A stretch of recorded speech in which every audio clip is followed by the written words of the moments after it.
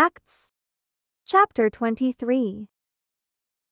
Verse 1. And Paul, earnestly beholding the council, said, Men and brethren, I have lived in all good conscience before God until this day. 2. And the high priest Ananias commanded them that stood by him to smite him on the mouth. 3. Then said Paul unto him, God shall smite thee, thou whited wall, for sittest thou to judge me after the law, and commandest me to be smitten contrary to the law? 4. And they that stood by said, Revilest thou God's high priest? 5. Then said Paul, I wist not, brethren, that he was the high priest, for it is written, Thou shalt not speak evil of the ruler of thy people. 6. But when Paul perceived that the one part were Sadducees, and the other Pharisees, he cried out in the council, Men and brethren, I am a Pharisee, the son of a Pharisee, of the hope and resurrection of the dead I am called in question. 7. And when he had so said, there arose a dissension between the Pharisees and the Sadducees, and the multitude was divided. 8. For the Sadducees say that there is no resurrection, neither angel, nor spirit, but the Pharisees confess both. 9.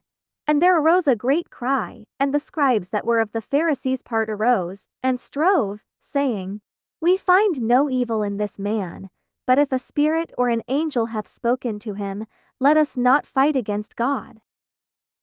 10. And when there arose a great dissension, the chief captain, fearing lest Paul should have been pulled in pieces of them, commanded the soldiers to go down and to take him by force from among them, and to bring him into the castle. 11. And the night following the Lord stood by him, and said, Be of good cheer, Paul. For as thou hast testified of me in Jerusalem, so must thou bear witness also at Rome. 12. And when it was day, certain of the Jews banded together, and bound themselves under a curse, saying that they would neither eat nor drink till they had killed Paul. 13. And they were more than 40 which had made this conspiracy.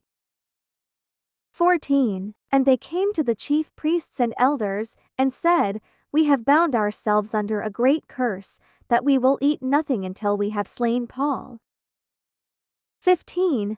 Now therefore ye with the council signify to the chief captain that he bring him down unto you tomorrow, as though ye would inquire something more perfectly concerning him, and we, or ever he come near, are ready to kill him. 16. And when Paul's sister's son heard of their lying in wait, he went and entered into the castle, and told Paul. 17. Then Paul called one of the centurions unto him, and said, Bring this young man unto the chief captain, for he hath a certain thing to tell him.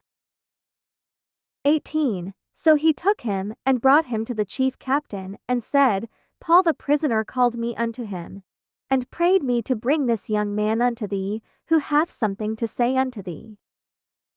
19. Then the chief captain took him by the hand, and went with him aside privately, and asked him, What is that thou hast to tell me? 20. And he said, The Jews have agreed to desire thee that thou wouldest bring down Paul tomorrow into the council, as though they would inquire somewhat of him more perfectly. 21. But do not thou yield unto them, for there lie in wait for him of them more than 40 men, which have bound themselves with an oath, that they will neither eat nor drink till they have killed him, and now are they ready, looking for a promise from thee. 22. So the chief captain then let the young man depart, and charged him, See thou tell no man that thou hast shewed these things to me. 23. And he called unto him to centurions, saying, Make ready 100 soldiers to go to Caesarea, and horsemen 70, and spearmen 200, at the 3rd hour of the night. 24. And provide them beasts, that they may set Paul on, and bring him safe unto Felix the governor. 25. And he wrote a letter after this manner. 26. Claudius Lysias unto the most excellent governor Felix sendeth greeting. 27. This man was taken of the Jews, and should have been killed of them. Then came I with an army, and rescued him, having understood that he was a Roman. 28. And when I would have known the cause wherefore they accused him, I brought him forth into their council. 29. Whom I perceived to be accused of questions of their law, but to have nothing laid to his charge worthy of death or of bonds. 30. And when it was told me how that the Jews laid wait for the man, I sent straightway to thee, and gave commandment to his accusers also to say before thee what they had against him. Farewell. 31. Then the soldiers, as it was commanded them, took Paul, and brought him by night to Antipatris. 32. On the morrow they left the horsemen to go with him, and returned to the castle. 33. Who, when they came to Caesarea, and delivered the epistle to the governor, presented Paul also before him.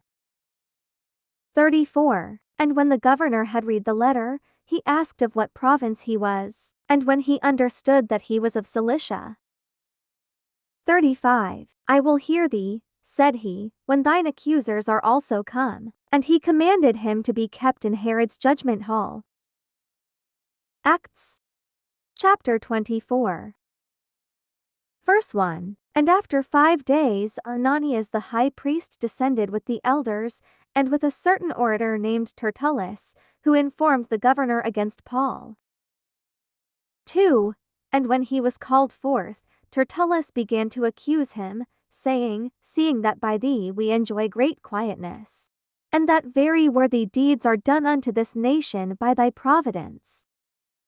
3. We accept it always, and in all places, most noble Felix, with all thankfulness.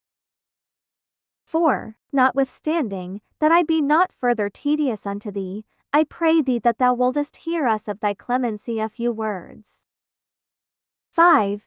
For we have found this man a pestilent fellow, and a mover of sedition among all the Jews throughout the world, and a ringleader of the sect of the Nazarenes.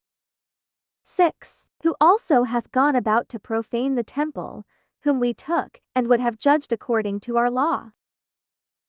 7. But the chief captain Lysias came upon us, and with great violence took him away out of our hands. 8. Commanding his accusers to come unto thee, by examining of whom thyself mayest take knowledge of all these things, whereof we accuse him. 9. And the Jews also assented, saying that these things were so. 10. Then Paul, after that the governor had beckoned unto him to speak, answered, Forasmuch as I know that thou hast been of many years a judge unto this nation, I do the more cheerfully answer for myself. 11. Because that thou mayest understand that there are yet but 12 days since I went up to Jerusalem for to worship. 12. And they neither found me in the temple disputing with any man, neither raising up the people, neither in the synagogues, nor in the city. 13. Neither can they prove the things whereof they now accuse me.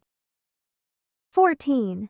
But this I confess unto thee, that after the way which they call heresy, so worship I the God of my fathers, believing all things which are written in the law and in the prophets. 15. And have hope toward God, which they themselves also allow, that there shall be a resurrection of the dead, both of the just and unjust. 16. And herein do I exercise myself, to have always a conscience void of offense toward God and toward men. 17. Now after many years I came to bring alms to my nation and offerings. 18. Whereupon certain Jews from Asia found me purified in the temple, neither with multitude, nor with tumult. 19. Who ought to have been here before thee, and object, if they had aught against me. 20. Or else let these same here say, if they have found any evil doing in me, while I stood before the council. 21. Except it be for this one voice, that I cried standing among them, touching the resurrection of the dead, I am called in question by you this day. 22. And when Felix heard these things, having more perfect knowledge of that way, he deferred them, and said, When Lysias the chief captain shall come down, I will know the uttermost of your matter. 23. And he commanded a centurion to keep Paul, and to let him have liberty, and that he should forbid none of his acquaintance to minister or come unto him. 24. And after certain days, when Felix came with his wife Drusilla, which was a Jewess, he sent for Paul, and heard him concerning the faith in Christ. 25. And as he reasoned of righteousness, temperance, and judgment to come, Felix trembled, and answered, Go thy way for this time, when I have a convenient season, I will call for thee. 26. He hoped also that money should have been given him of Paul, that he might loose him, wherefore he sent for him the oftener, and communed with him. 27. But after 2 years Porcius Festus came into Felix's room, and Felix, willing to shew the Jews a pleasure, left Paul bound.